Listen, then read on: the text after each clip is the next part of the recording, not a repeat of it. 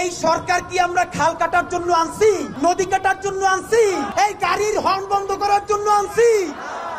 এনসিপির ভাইয়েরা মনে রাখো, শত শত জুলাইয়ের রক্তের মধ্য দিয়া নেতা হইছো তোমরা।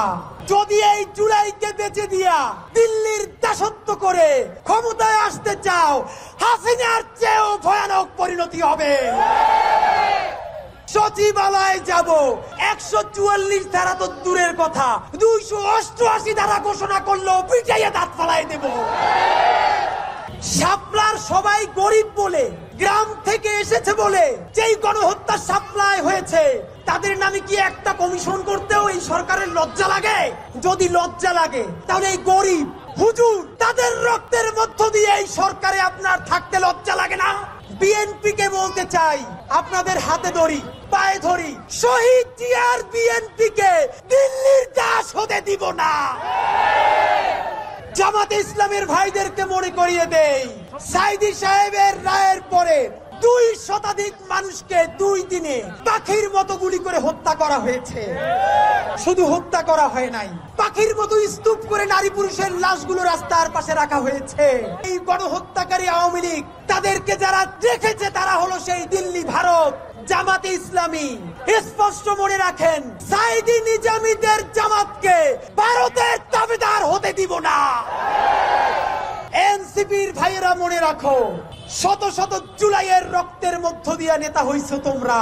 যদি এই জুলাইকে বেঁচে দিয়া দিল্লির দাসত্ব করে ক্ষমতায় আসতে চাও, হাসিনার চেয়েও ভয়ানক পরিণতি হবে। 100 মানুষ মাত্র হাত তুলবেন, একটা কাজ বলবো। সারা বাংলাদেশ থেকে, প্রত্যেকটা বিভাগ থেকে আজকে এখানে লোক এসেছেন। শহীদ পরিবারের সন্তানদের মধ্য থেকে আমি তাদের অনুমতি নিয়ে আপনাদেরকে একটা কর্মসূচি ঘোষণা করতে চাই। মনে করিয়ে দেই, 36শে জুলাই হতে আর মাত্র 103 দিন বাকি। এই সরকার কি আমরা খাল কাটার জন্য আনছি, নদী কাটার জন্য আনছি, এই গাড়ির হর্ন বন্ধ করার জন্য আনছি? গাড়ির হর্ন বন্ধ করে আর মানুষের নিঃশ্বাসের হর্ন বন্ধ হয়ে যায়।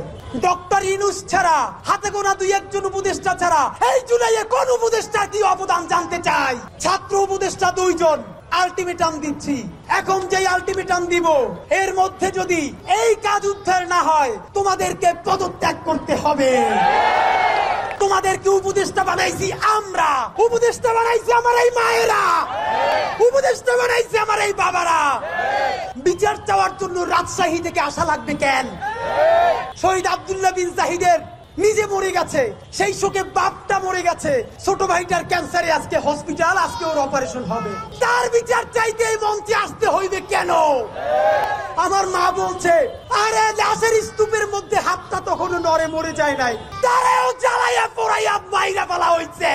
ভাইরা আমার, এইখানে শহীদ আহাদের বাবা আসছে, সব থেকে কনিষ্ঠ শহীদ। বুকটা গুলিতে তুলতুলে শহীদ আমার সন্তান আছে বুঝি, আরে একটা মশাই কামড় দিলে কোনো বাপ মা সহ্য করতে পারে না, আর তার বুকে বসে তার মানিককে মস্তিষ্ক উড়াই দিচ্ছে। ভাইরা আমার এই মায়েরা, জুলাইয়ের 1400 শহীদ, পিলখানার শহীদ, শাপলার শহীদদের পক্ষ থেকে, ইনকিলাব মঞ্চের পক্ষ থেকে 4 দফা ঘোষণা করব। সময় দিচ্ছি আগামী 100 দিন। এই 4 দফা যদি বাস্তবায়ন না হয়, আগামী 36শে জুলাই এই শাহবাগ থেকে সচিবালয় ঘেরাও করার জন্য মার্চ ফর বাংলাদেশ কর্মসূচি ঘোষণা করছি। সরকার হাতে পায়ে ধরে বলেছে, আজকে যেন কিছু ঘেরাও না করি। সময় দিলাম 100 দিন। এই 100 দিনে বাংলাদেশের প্রত্যেকটা জেলায় এখন ইনকিলাব মঞ্চ যাবে, লিফলেট দিবে, পোস্টার লাগাবে, শহীদের বাড়ি যাবে, জনসংযোগ করবে। আপনারা আপনাদের এলাকায় করবেন না? সেই জেলা ঘুরে শাহবাগে আসবো 36শে জুলাই।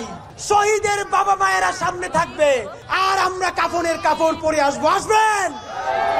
সচিবালয়ে যাব, 144 ধারা তো দূরের কথা, 288 ধারা ঘোষণা করলেও পিটাইয়া দাঁত ফালাই দেব। আমার ভাইদের রক্তের মধ্য দিয়া দিল্লির সাথে মিটিং কইরা কি করতে চাও?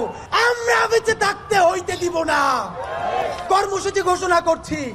ইনকিলাব মঞ্চের পক্ষ থেকে শহীদ সমাবেশ থেকে ঘোষিত 4 দফা। 1, সরকারকে আগামী 100 দিনের মধ্যে জুলাই গণহত্যার দৃশ্যমান বিচার শুরু করতে হবে এবং গণহত্যাকারী আওয়ামী লীগকে প্রথমে নির্বাহী আদেশে, তারপরে আদালতের মাধ্যমে এবং সবশেষে রাজনৈতিক আওতায় সাংবিধানিকভাবে নিষিদ্ধের ব্যবস্থা করতে হবে।